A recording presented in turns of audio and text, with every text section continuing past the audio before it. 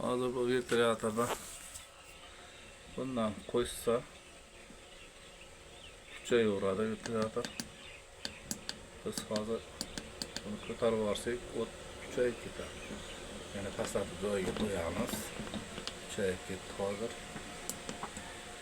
Bizga 35 yetar ekan. 59. Hozir ko'taramiz yonishi.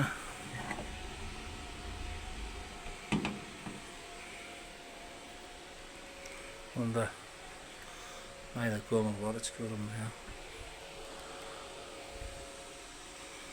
Shu hozir yana ozgina yana 5 gradusdan keyin o'chadi. Keyin kotel dam olib turadi.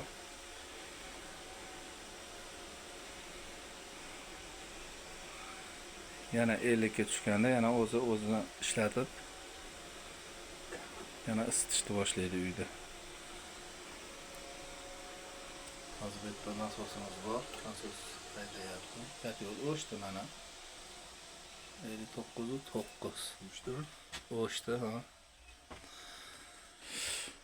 Endi hozir yana 10 gradus pastlaganda minus bo'lib kotelimiz yana yonishni boshlaydi.